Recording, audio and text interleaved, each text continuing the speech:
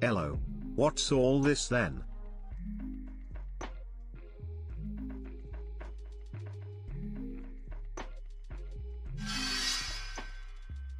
Hello MQ, nice to see they are not falling behind on schedule.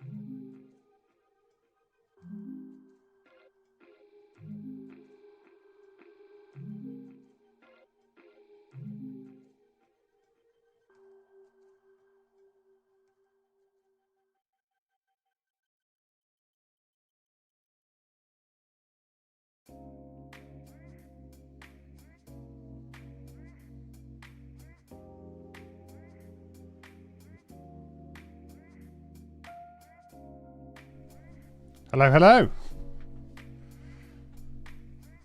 Hey, Oxy. Hey, Green Freak. Hey, Peter K. How's it going, guys? Thank you for the resub, Oxy. The quest continues. Hello, hello.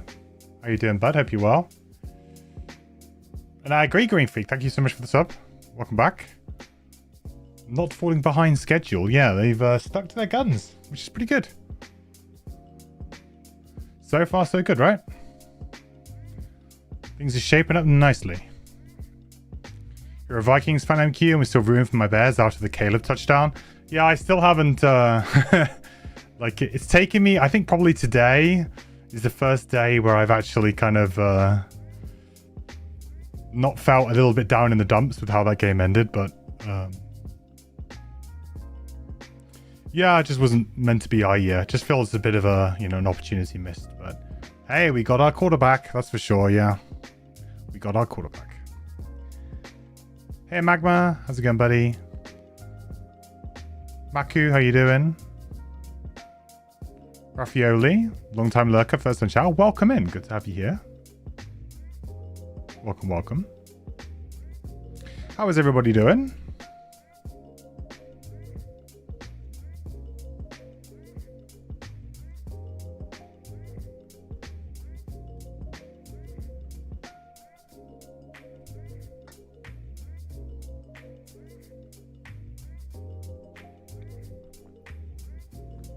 Astral Shackles drill added today, you hear. Yeah, we'll review the patch notes before we get started today. But yeah, I think you're right.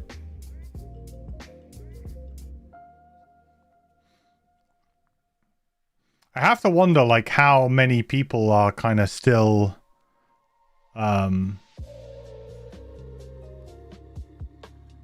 like plowing through it, you know, and how many people are waiting for the full release. I'm very interested to know about that.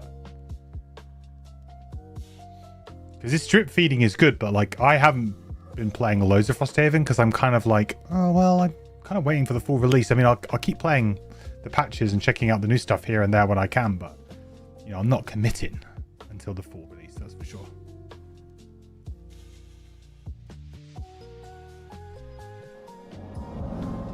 Oh, hello everyone. Haven't played Frosthaven for the last few months. You're waiting until it's done? At this pace, we'll have full release this year, which is nice. Yeah, we should do. I mean, they said they wanted it a year in early access, which at the time, I think we all thought was a little bit crazy. Quite ambitious. But, you know, they've had 2 big updates. And they said they were going to do it like every quarter, right? So they've got this one today. And then they'll have one more in about 3 or 4 months. And then they'll have the one in kind of August, September time for the full launch. So I guess it will probably more so come down to like bugs and things, right? I get that feeling. that will be, if they feel like they've squished most of the bugs and stuff and they'll be ready to go in kind of summer, then go for it. Hey Kev, finally managed to catch a stream, watch every single thing. Well, thank you so much for watching on Catch Up, buddy. Forever Brewing from Twitch. Nice, dude. Welcome in. Good to see you. Good to have you here live. Raffaele, thank you so much for the sub, buddy. Really, really appreciate it. Welcome in. Thank you for using your Prime sub. Welcome to the Adventure in Pie, my friend. Sorry about my Bears. Our hopes for the Bears Jags Super Bowl has died. Yeah. I'm gutted because of the way it ended for the Bears and the Jags too, right? You guys were like, I think we both lose by throwing an interception, basically the last play of the game, and that kind of killed. Well, I mean, that isn't technically true for the Bears, I suppose, because, you know, the Rams still had a few minutes to go down the field to kick a field goal. But so the interception didn't technically end it there and then, but that was kind of like the final. That was the thing. And I think that was the same for the Jags, right? I think Big Trev threw an interception. You just finished Oathsworn as well, Raffaele, and about to start Gloomhaven second. Nice. How did you like Oathsworn? I've only played like a demo of Oathsworn at conventions and really enjoyed it. It's just such a... The problem is that I have so many other big campaign games to crack into. Seems great, but I'm just like, I don't know when I'm ever going to get around to playing them. So this year I'm making a bit of an effort to like play more board games and try and get through some of those unplayed games in my collection. So today would usually be my board game night with my buddies, but it kind of worked out quite nicely because I was like, well, kind of want to play the new patch on Frosthaven, see what's going on. And they were like, oh, we can't do it anyway. Like, a load of people cancelled. So I was like, oh, stars aligned. But we've been trying to kind of like crack through a bit of my backlog. Or like play a couple of games a few more times because I want to make some culls to my collection this year. And I've got a lot of games that I've played like once or twice. And maybe I haven't played them for like 2 or 3 years. But I have really fond memories of them. And I'm like, do I need to just play that again and make a decision, you know?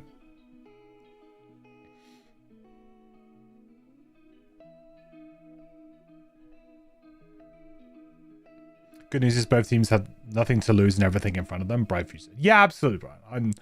I feel like it's a really weird end of the season for the Bears because I think we all kind of acknowledged that we were overperforming. You know, we won a lot of last-ditch, last-minute games, which is incredibly impressive, but I think that showed that we weren't like, you know, it was only a matter of time before we kind of either came up short in one of those situations when it mattered or, you know, someone blew us out and just didn't let us back in the game. So I think we all kind of like felt like, yeah, the team isn't quite there yet. Needs another year in the oven, but I think same true for the Jags, right? Probably overachieved a little bit than what you were expecting. And Travis Hunter got hurt, right? Didn't play most of the season, so you have him coming back next year. So. You have a goal to play 50 new board games this year, aka play my backlog. Yeah, I wish my backlog was only 15. I think it's a fair bit more than that. Because I'm at that point where I'm looking at UK Games Expo, so that's, you know, the big board game convention here in the UK, and I usually buy quite a lot of games there. Demo a lot of games, buy a lot of games while I'm there. And so there's a really good bring and buy there, so you can like put your games into the bring and buy, and it's a good way to kind of sell your games in a captive audience environment and get rid of some stuff and buy some new stuff. But I always end up like buying too much and then not getting through it. So we've been kind of going through some stuff that I bought last year recently. And we did finally, my girlfriend picked it up actually because she liked the idea of it. So she's a big horror fan. She loves horror films. And so we picked up Final Girl. last year at the Expo. You know, I've always heard good things about it. A lot of people rave about it. It's a solo game. And I was like, look, she likes to do puzzles and things. I was like, look, I'll get you this. And it's something for her to maybe play. And we finally played it this Sunday because she's not good with rule books or anything like that. So she really kind of leans on me to learn and then teach her the game. So I kind of like learned the game with her and then kind of just sat back, kind of let her play and kind of gently guided her hand when needed to kind of get the rules right and to do well. And she really liked it. So that was, we only have the core box, obviously, and the camp, whatever it's called, Camp Terror, the first. I think it's the very first one or the suggested one for your first one. So that went down really well. So I think we'll probably maybe pick up some more Final Girl this year, potentially. What's my favorite medium to heavy Euro game? If you like that style. I love that style. Well, my favorite, like, heavy. Well, is it that heavy?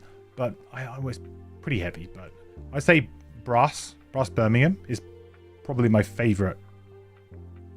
Heavy. If you classify that as heavy, it's kind of medium to heavy, right? Brass Birmingham. Thought Final Girl was solo only. It is solo only, but like, as is any cooperative game, you know what I mean? It's like you just kind of like play together as a team. It is a solo game, like there's only one character and all of the decisions are being made for one character, right? But you just kind of like, you just make the decisions together, you know? So you can kind of play a co-op. I think it's more, it is definitely more fun on your own though, which is why I kind of like let her make most of the decisions. I only like guided her a little bit when I was like, maybe you might want to try and do this because, you know, this is kind of becoming a problem, or, you know, kind of guided her in certain spots when she was a bit lost what to do.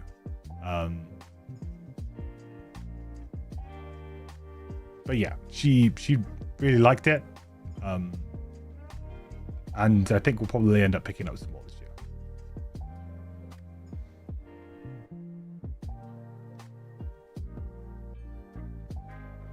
year. Mighty, you can add me if you just on my, I believe my profile is public and open on Discord. You can add me if you want. I think isn't my username just my username is just my username. I believe so. It is just mandatory quest, all one word. I believe.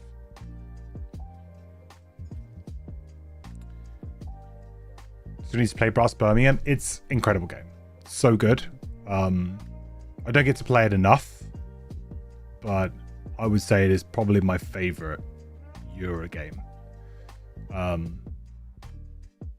Castles of Burgundy always used to be my favorite, and I haven't played it in so long now. I really want to play it soon. Because I love that game too.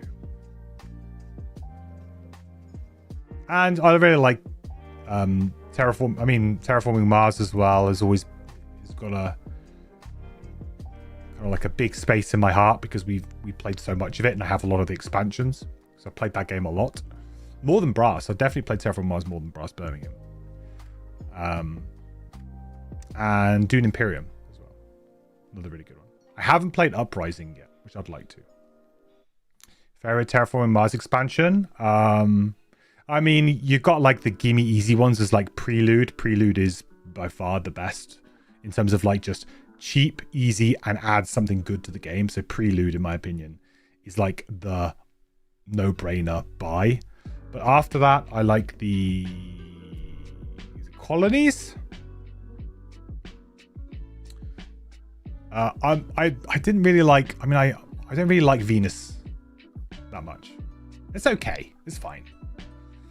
I like Colonies more. I have not played the other one, like the Diplomacy one. I haven't played that one.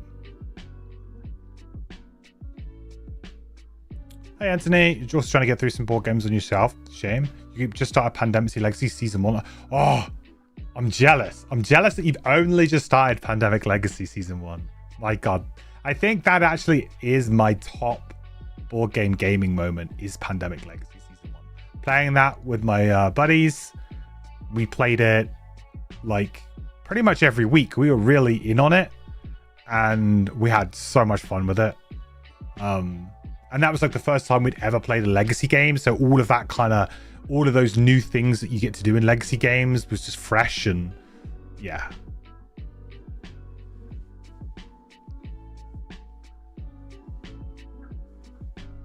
Having a blast over. Awesome, dude. You'll have so much fun. It's so good.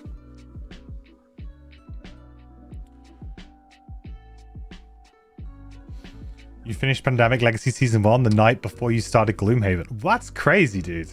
Because, like, often after a campaign game, I'm kind of like, I need a little bit of a break, you know? Maybe have a couple of weeks of, you know, playing some standalone games or whatever before I start going in again. Have I played Terraforming Mars Dice Edition? No, but I have played Ares Expedition, which is the smaller one. I like Ares Expedition. I think it's good. Is it as good as regular Terraforming Mars? I think a lot of people do think it is. Like, they think it's kind of better and quicker, but I just kind of like the original, the OG.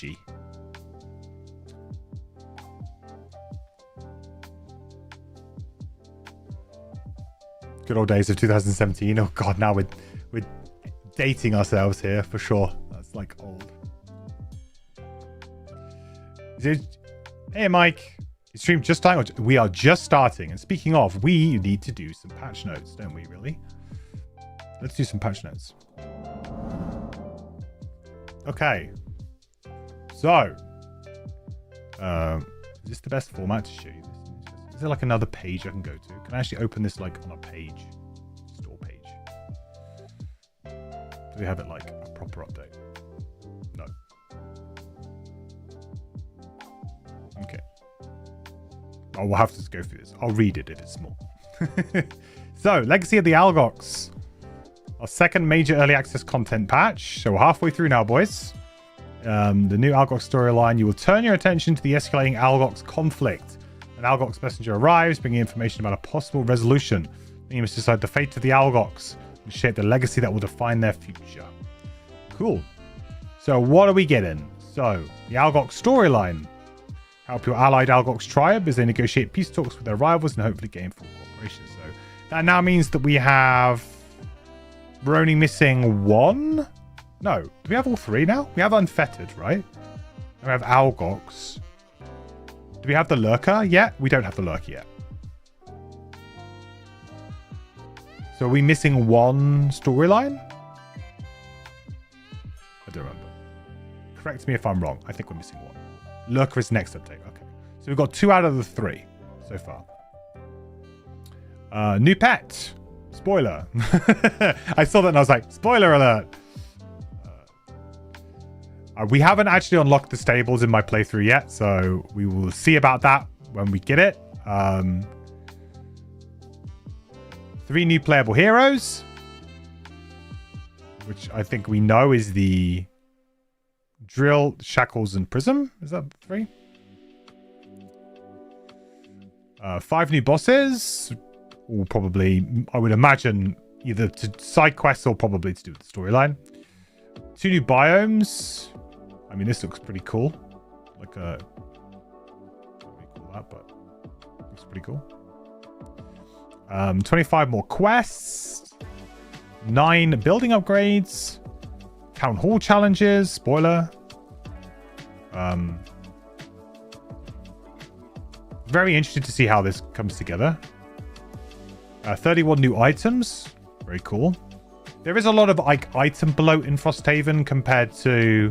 I think like Gloomhaven and Frosthaven has the same problem. There's quite a bit of item bloat and some of them kind of rise to the top as being the best. But I will say the good thing about Frosthaven is that a lot of the items are quite unique, if a bit interchangeable. But pretty much all of them are like interesting in some way.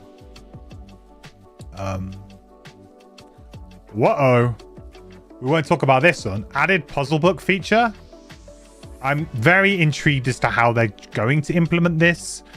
And I mean, the fact that they've just called it feature, I'm kind of hoping it is just a side thing. We'll get into the game and we'll see if it appears.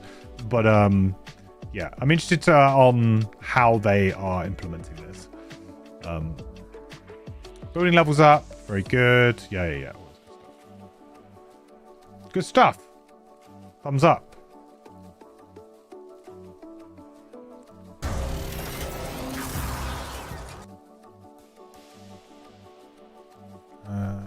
Let's go. Let's do it. Let us do it. Apparently the puzzle book solves itself. That's what someone on Reddit says. I mean, maybe not the point of the puzzle book, but okay. It's interesting.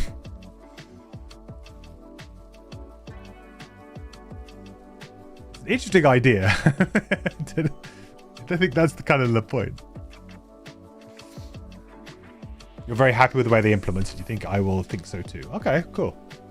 Well, I mean, the only way that they need to implement it is they need to implement it in a way where if I'm interested in it, I can engage with it. If I'm not, I don't have to. And that's the main thing. Is that, hey, the puzzle book for me should be side content, optional side content, and optional side content only. Ooh, I'm liking this. Hang on. Let's get rid of the music a second. New splash screen? This is a bit epic. I'm loving it. Little blink blade action. I wonder if this changes depending on like how far you are in your campaign. That'd be cool. I do like the original like splash screen though with the town on fire. I think, you know, it's good for the opening splash screen. Ah, we get to play some Meteor today, guys.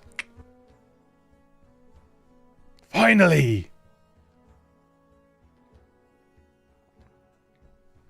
Hey, Swordy. Crane solves it for you. Yeah, I have noticed it's just been going through, but when they said like feature, I was wondering if it's actually, you know, is there a button somewhere here that I'm missing, you know?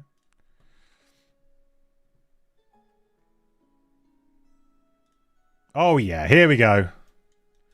Pyroclast is coming in. I don't know who to get rid of from my party right now.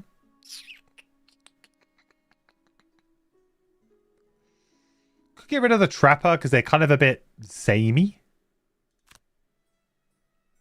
But also Trapper plus Pyroclast is just like insane fun. I guess I could get rid of the Bone Shaper for now. I only want to run 3, so I guess getting rid of the Bone Shaper is probably the right call. Even though we are trying to get us I'm really close though to Bone Horde though, right? I'm close.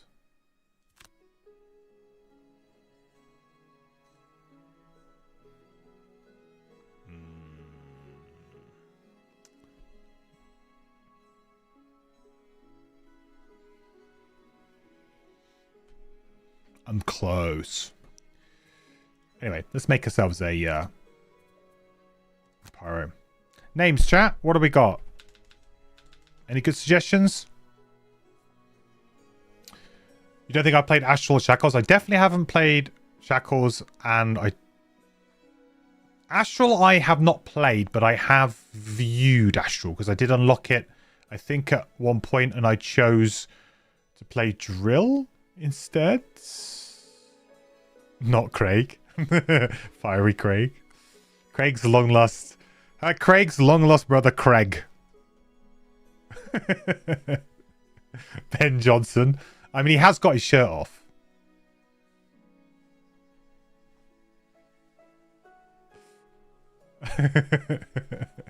He's his long lost cousin Craig.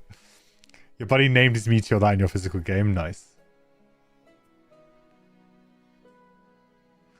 I reckon Craig. Okay. Personal quest. 8th outpost. Investigate the mysteries of an abandoned... Ooh. That's a new one, right? Is he going to give us the quest as well? Oh, I mean, we slam dunk this, right? What are the mechanics of Meteor? We will dig into the cards. Should we look into the cards? Let's do the cards now. Do the cards now? Boy. A little bit spicy. So we'll go through the cards a little bit as we choose, but the idea is that we are creating hazardous terrain essentially. So we are raining down fiery magma all over the place. So we are creating hazardous terrain. So whereas, you know, the crag cart was actually putting obstacles down, so, you know, enemies wouldn't wouldn't move through it, unless they had flying. There was no way really for them to interact very much with obstacles. With this, there's lots of ways for you to try and interact with them. So obviously pushing them into there, forcing them through it. We're going to have a lot of situation with traps where maybe they'll be forced to have to move through different things. And then also he kind of gains, he can gain like bonuses for attacking enemies who are on hazardous terrain. If he's on hazardous terrain, like moving it around, consuming it and stuff. There's lots of things that he does, right? And obviously fire is a huge element for this character as well. So there's a lot of things you can empower with fire. But I think from memory, I'm trying to think of like what was some of the big ones we did. I'm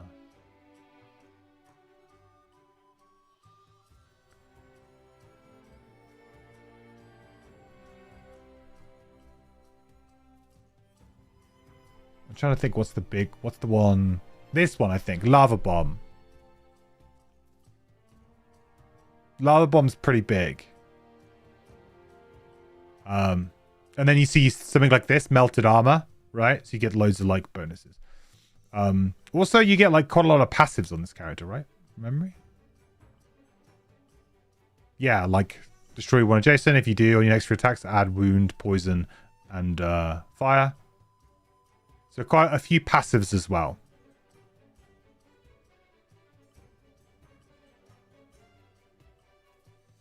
But I would say that it's kind of like a fixed...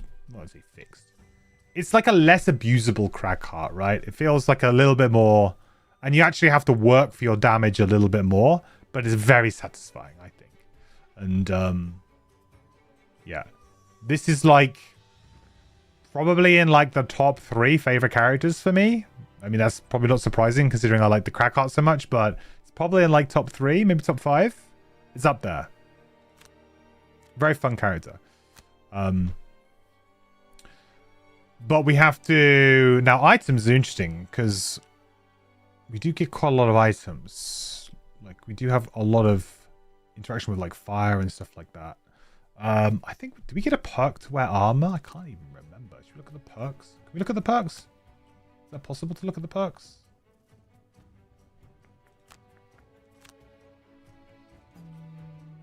No. Would be cool to be able to look at the perks because I think like I can't remember whether or not we wear armor or not. I mean, I don't think it's massively important right now.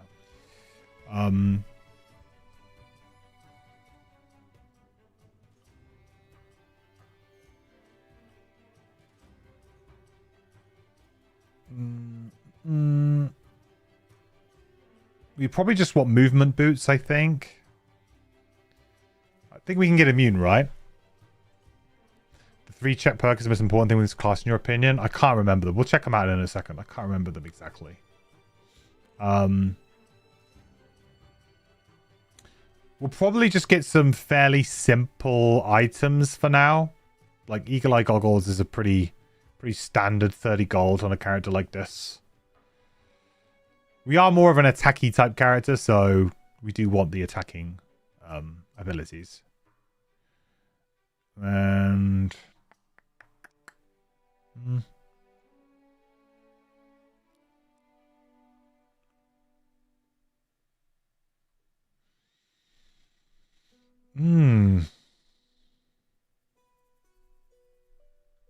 Probably Battle Axe is pretty good. Weighted Net's also quite good because we could immobilize people with like the firebomb, and then essentially we could then like go after them next turn, which is pretty cool. Yeah, let's try Weighted Net and try like snaring some people with our firebomb. All right, let's. Okay, so let's look at the perks now before we do anything crazy. Perks. So, 3 check mark. I do not see a 3 check mark. There is a 1. You and all allies are unaffected by hazardous terrain you create. You guys can't see this, but this is obviously a required perk, I would say. On short rest, you may consume fire to perform wounds. Target one enemy occupying or adjacent. That's not bad. That's also not bad.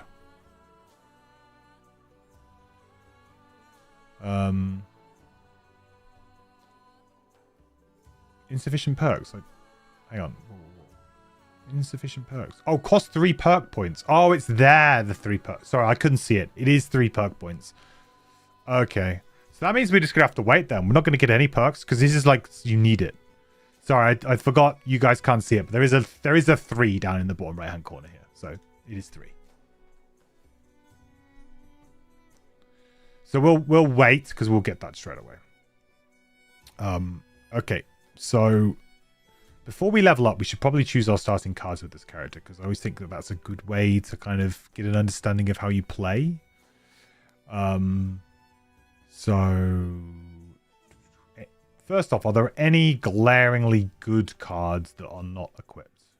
15 initiative, attack 1, range 3, pull 2 model. That's very good, especially in combination with our trapper, I would say. Destroy 1 adjacent obstacle. If you do, on the next 2 heals, targets you add +3. That's meh, but not, you know, it's one of those kind of cards you could play maybe in a pinch, but Force the Earth top, those pretty good. Metaphoric Rock, Shield 1, Retaliate 1. Oh, that's permanent. Okay.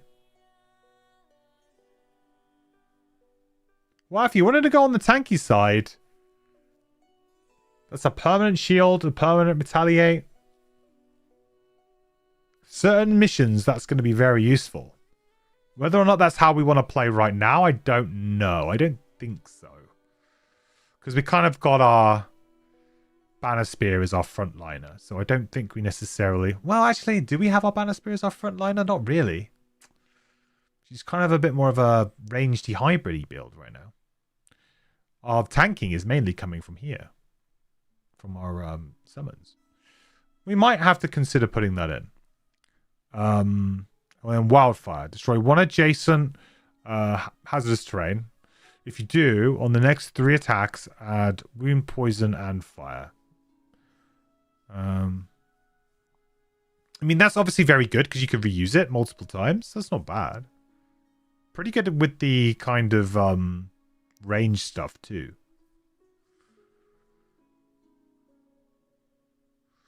Move 4, wound, target. That's very good, actually.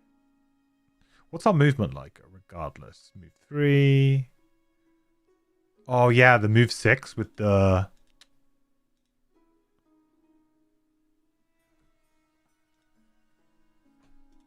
Why is this being weird? Flowing fire. Move 6, now and at the start of your next 2 turns, suffer 1 damage. I remember this. This is huge. This is so good.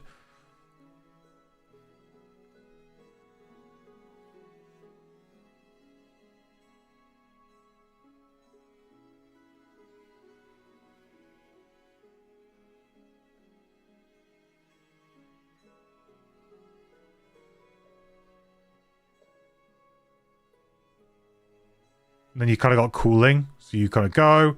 And you got cooling.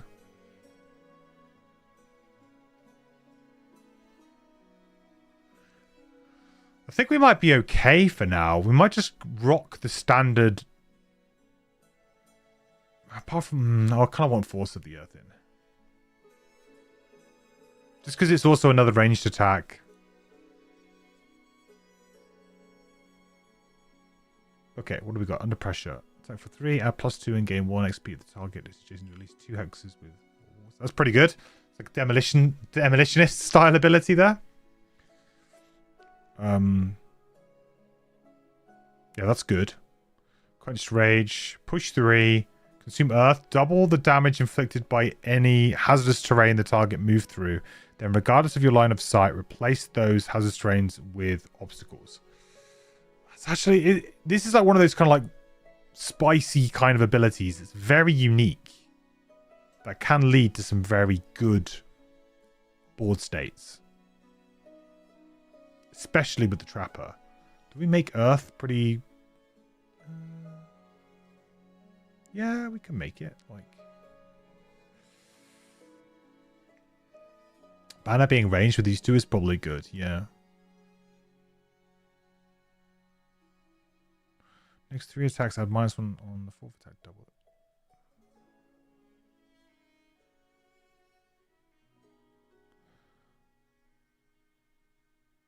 It's definitely like a kind of a boss combo thing. This is like like you need this because this basically creates loads of hazardous terrain, which you need. So you have to have this.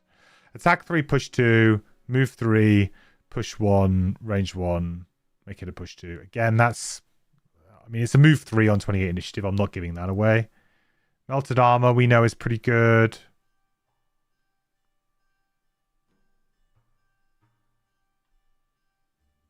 Oh, we don't have flowing fire equipped. Ah, that's a problem. I don't think we want eruption.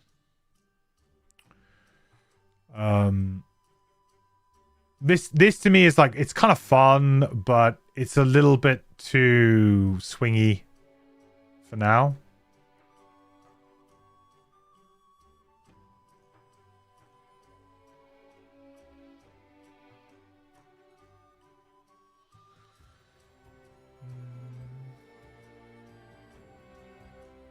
Maybe we get rid of Cloud of Ash here.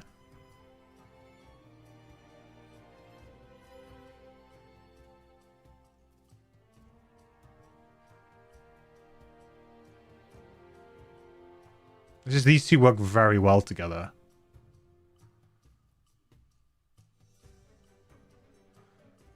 Maybe let's get rid of Liquid Stone.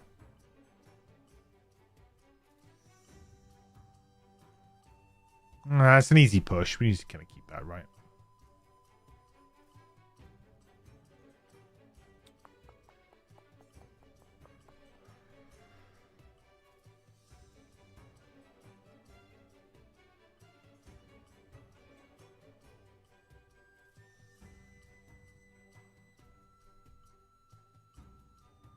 Maybe we just leave it like that. Maybe we don't worry about Force of the Earth.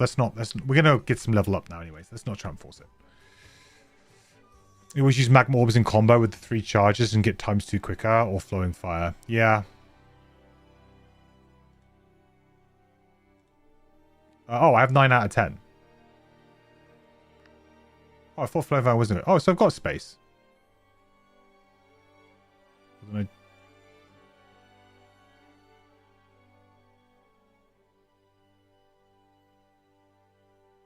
guess I get Force of the Earth.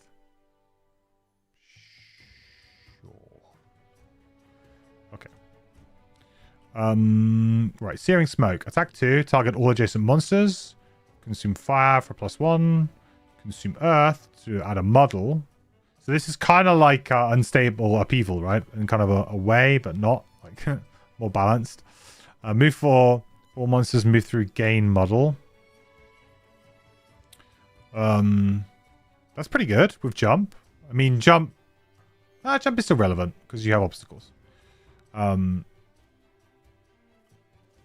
Yeah, I like that.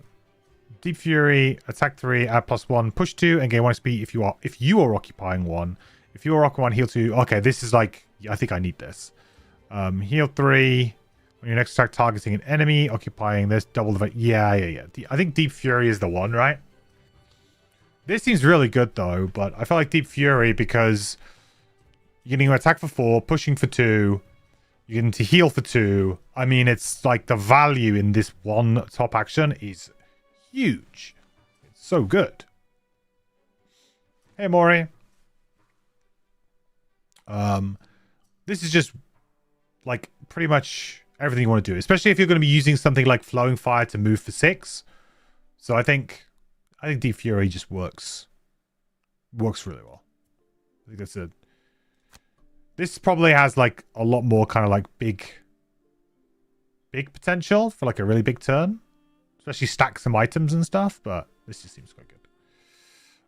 Okay, perks. Well, perks, we're not doing perks because we're going to wait for the third check mark to get the terrain. So we'll leave that there. Okay, great. So we'll remove Oh, whoa, whoa, whoa. No, just remove from the party. That's all. Leave. Okay, thank God for that. I was like, I don't want to delete the character. I'm not going that far. Cool, we're good to go then. I mean, maybe we can make something in the Alchemist.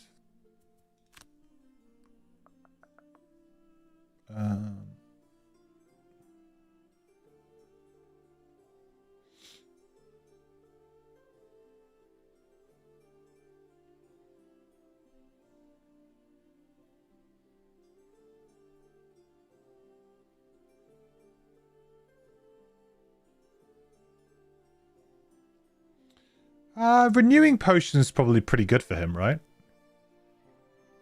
I can get back my goggles. I can get back my net. One time. Seems quite good.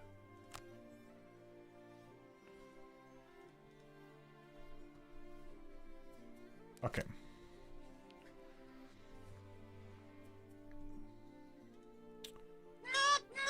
Doot doot. Hey Avalani. How's it going, buddy? Quests then. So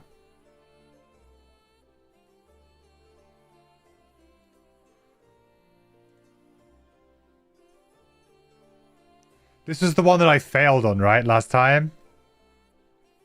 It's not going to be the best one to try out, really, is it? For this character.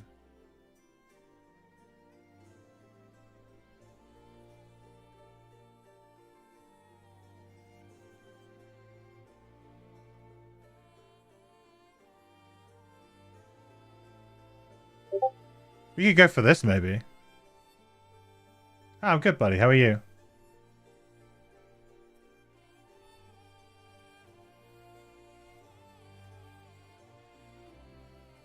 Oh, this is the side quest, right?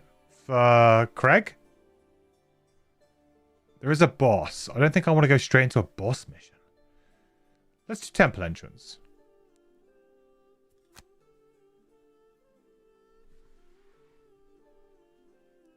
Suspended under the snowy canopy of an elkwood tree is an engorged sack big enough to fit your entire party in. Some parasitic organism has made its home here. It sways with a low creaking sound in the wind, dangling over you. Thick sap drips irregularly down its sides, ultimately splashing onto the forest floor in sticky dollops. The ground is dotted with wildflowers, extinguished candles, and copper cups strategically placed to collect the sweet-smelling sap. The area looks like a sort of shrine, and Algox tracks suggest it sees some use.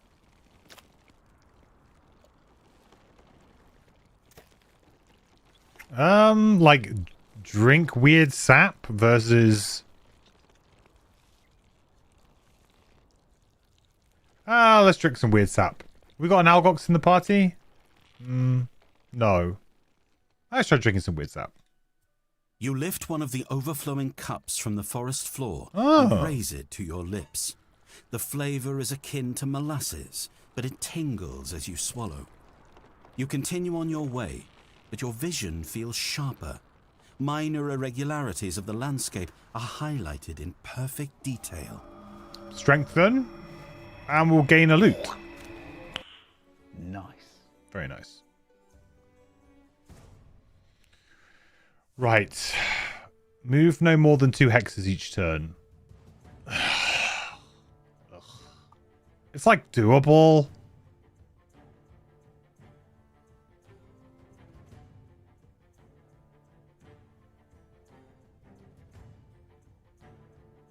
Just kind of sucks.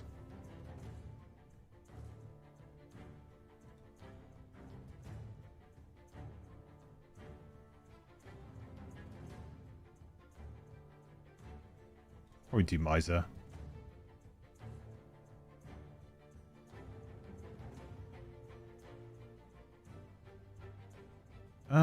We got a lot of negative conditions on our party now.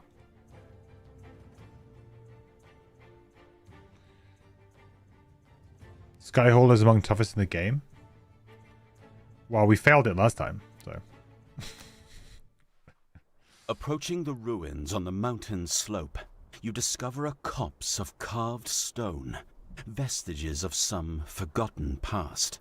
A number of broken, time-battered pillars. Oh, did I not equip my card? I didn't, did I? And following them, you... Hang on. I don't think I did.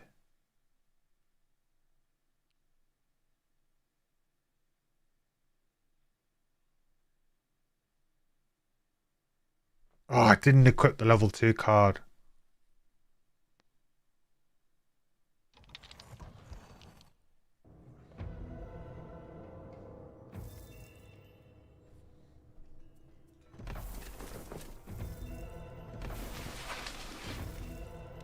Oh, 2 herbs. Have I done this quest before?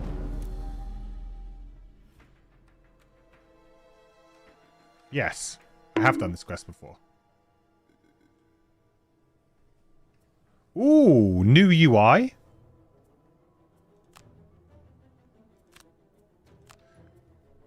Oh, yes.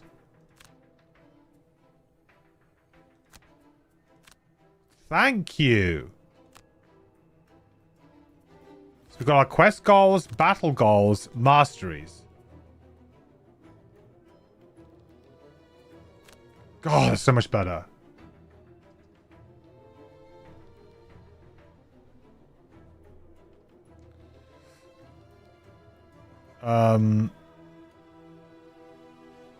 Okay.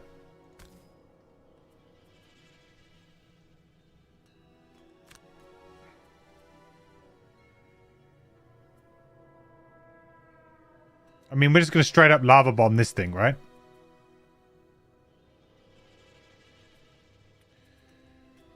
I mean, I feel like the Trapper is very much not in a good place for this one.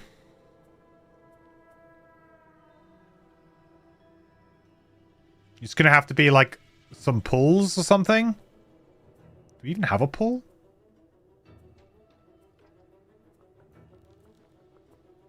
We do. We have Exploding Decoy. So it's going to be a case of like just creating like a trap with Ball Catcher and then pulling. That's pretty much it.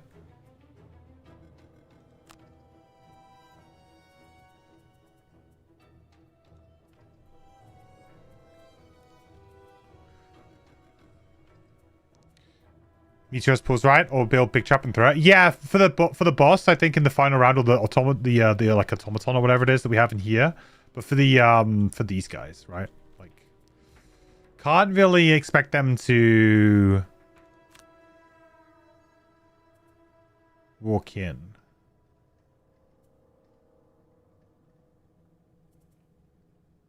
I think basically we just need to go late because there's not much we can really do here.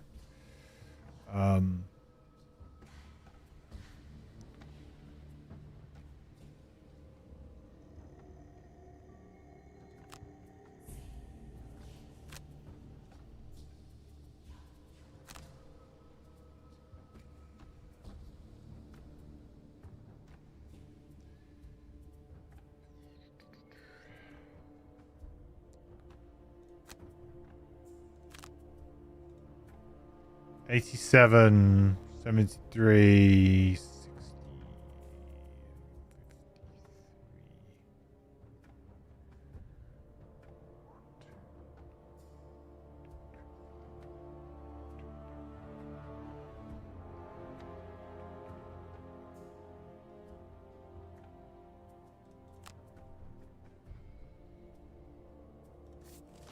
there's much point putting a drop down.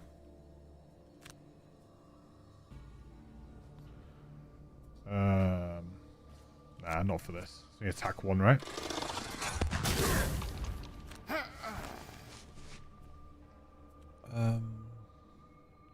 Oh, attractive bracelet might be kind of interesting, but not until we get another trap down.